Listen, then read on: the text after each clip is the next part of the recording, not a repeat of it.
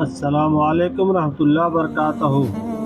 پیارے دوستو، فلسطین کے موجودہ صورتحال سے ہر کوئی واقف ہے، اور غزہ کی جانب سے اسرائیل پر جو حملہ ہوا ہے اس بارے میں بھی پوری دنیا کو پتہ ہے۔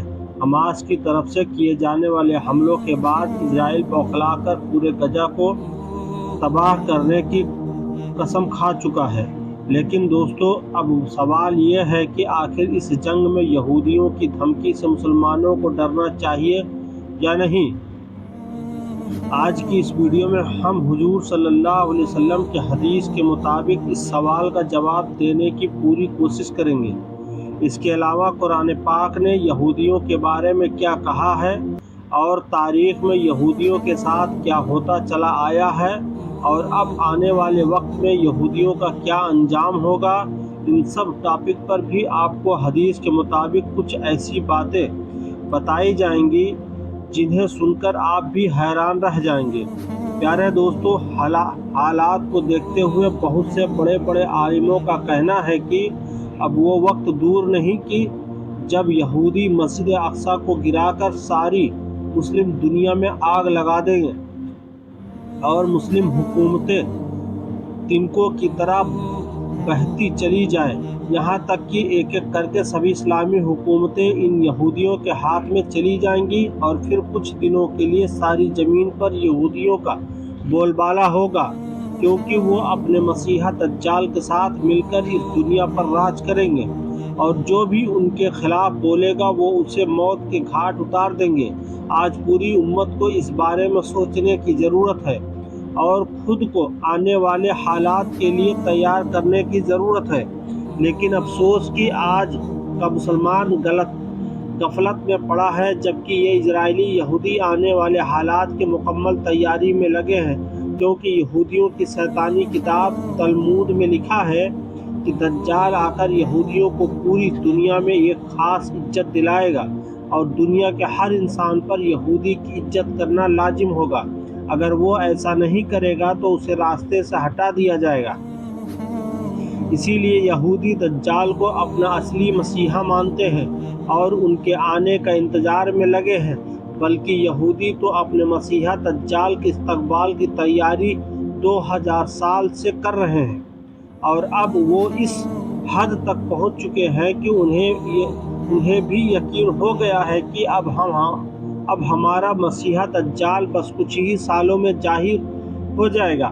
اسی لیے جان بوجھ کر یہ جنگ بھڑکائی گئی، اور حماس کے لوگوں کو موقع دیا گیا کہ وہ آ کر اسرائیل پر حملہ کرے، تاکہ اسرائیل کو دکھانے کے لیے ایک بہانہ مل جائے، اور پھر وہ معصوم فلسطینیوں کو قتل کر کے ان کی لاشوں پر اپنا ہیکل سلیمانی بنوا سکے۔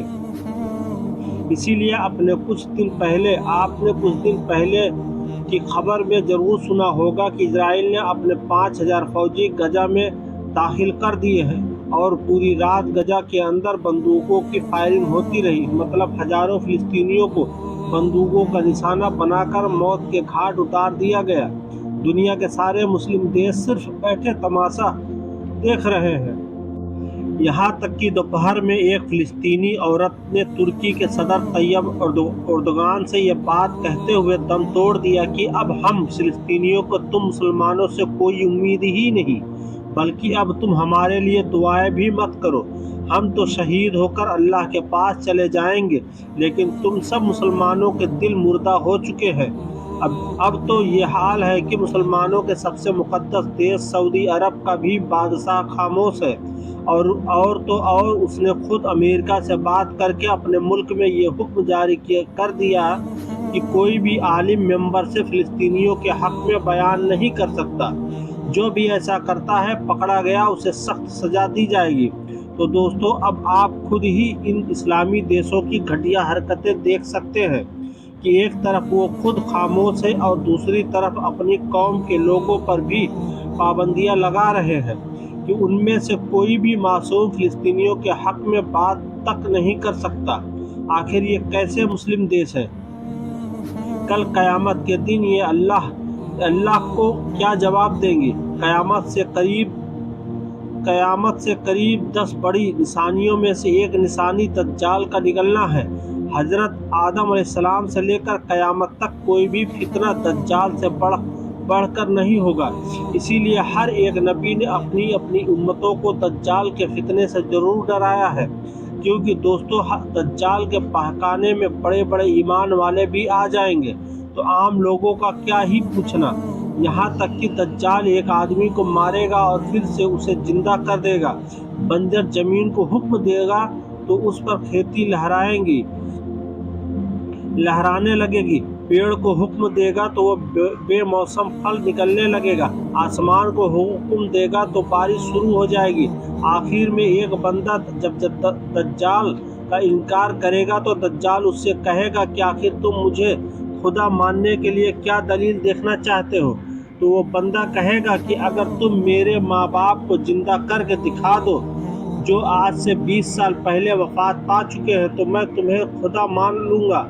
इस पर दज्जाल हुक्म देगा तो उसके लश्कर के बहुत से शैतान उस आदमी के माँ बाप की शक्ल में आकर उससे कहने लगेंगे कि ए बेटा, ये सामने खड़ा हकीकत में तुम्हारा सच्चा खुदा है, तुम इसे ही अपना खुदा मान लो। और फिर इस तरह वो दज्जाल को खुदा मानकर गुमराह हो जाएगा। लेकिन दोस्तों, इन सभी शैतानी ताकतों के बावजूद भी एक दिन दज्जाल का खात्मा हजरत ईसा अलैहिस्सलाम के हाथों होकर रहेगा और फिर सारी दुनिया में एक बार फिर से इस्लाम का बोलबाला होगा। हर तरफ बरकतें ही बरकतें नाजिल होगी। और यहूदियों के बारे में हदीस में आता है कि खुद ईसाई मुसलमानों के साथ मिलकर उनका खात्मा करेंगे। वो जिस पेड़ या पत्थर के पीछे छुपेंगे तो वो पेड़ भी बतला देगा कि ये देखो मेरे पीछे यहूदी छुपा है। सिर्फ गरकद का पेड़ ऐसा होगा कि जो इस बात की खबर नहीं देगा। इसीलिए यहूदियों की तरफ से गरकद पेड़ लगाने की एक मुहिम चलाई जा रही है। और आप देख सकते हैं कि इस वक्त इजराइल में सबसे ज़्यादा गरकद का पेड़ पाया जाता है, क्योंकि कुरान के मुताबिक यहूदियों को भी अच्छी तरह पता है कि इस्लाम एक सच्चा मजहब है और आखिर एक दिन हमारा खात्मा होकर रहेगा। लेकिन दोस्तों, क्या आप जानते हैं कि आखिर यहूदी ऐसा क्यों कर रहे हैं? वो तारीख में मासूम लोगों के निशाना बनाकर उन्हें कत्ल करते क्यों आए हैं? तो इसके पीछे उनकी सबसे मुक़द्दस किताब तलमूद है। यहूदियों के मजहब में 2 किताबें पाई जाती हैं। एक तो वो किताब जो हज़रत मूसा अलैहिस्सलाम पर तौरात की शक्ल में नाजिल की गई, और दूसरी किताब तलमूद की, जिसके बारे में इनके कुछ लोगों के यहाँ तक मानना है कि हमारी तलमूद किताब तौरात से भी ज़्यादा अफजल है। इस तलमूद किताब में लिखा है कि अगर कोई एक बार तौरात किताब की तौहीन कर दे तो वो जायज़ है, लेकिन तलमूद किताब की बेअदबी पर उसे कत्ल कर दिया जाएगा। दोस्तों, ये तलमूद किताब इनकी कोई मजहबी किताब नहीं, बल्कि इनके आलिमों ने ये किताब खुद ही लिखी है और ये कई सदियों के तजुर्बों पर हावी एक किताब है। इस किताब में यहूदियों की शुरुआत से लेकर आज के ज़माने तक होने वाले सभी हालात लिखे हैं कि कब कब यहूदियों पर जुल्म हुआ और कब कब यहूदियों ने दूसरी कौमों पर जुल्म ढाया। यहूदियों को सियासत कैसे करनी चाहिए, सारी दुनिया पर यहूदी कौम कैसे राज कर सकती है और जादू टोने के सहारे से लोगों को कैसे बेवकूफ़ बनाया जा सकता है। इसी तरह इस किताब में नबियों के बारे में भी बहुत सी घटिया बातें लिखी हैं। यहाँ तक कि हज़रत आदम अलैहिस्सलाम को गालियाँ तक दी गई हैं। हज़रत मरियम अलैहिस्सलाम पर गंदा इल्ज़ाम लगाया गया है। और इस किताब में अल्लाह ताला के बारे में भी बहुत सी उल्टी सीधी बातें लिखी हैं कि जिनको बयान करते हुए भी डर लगता है। लेकिन आपकी मालूमात की खातिर कुछ बातें आपके सामने बयान करता हूँ। इस किताब में लिखा है कि अल्लाह ताला रोज़ाना 12 घंटे काम करते हैं, जिनमें से 3 घंटे तो वो यहूदियों की मुक़द्दस किताब तौरात पढ़ा करते हैं और फिर 6 घंटे सारी दुनिया की मखलूक को रिज़्क़ देते हैं और फिर 3 घंटे समुद्र की मछलियों के साथ खेलते हैं। इस किताब में लिखा है कि अल्लाह ताला को सबसे ज़्यादा मोहब्बत यहूदी कौम से है और यहूदी कौम अल्लाह ताला के बेटे हैं। इसमें लिखा है कि अल्लाह ताला को भी अपनी एक गलती पर बहुत ज़्यादा रोना आता है। वो गलती है कि अल्लाह ने अपने हुक्म से यहूदियों के काबा हैकल सुलेमानी को एक बादशाह के जरिए गिरा दिया था।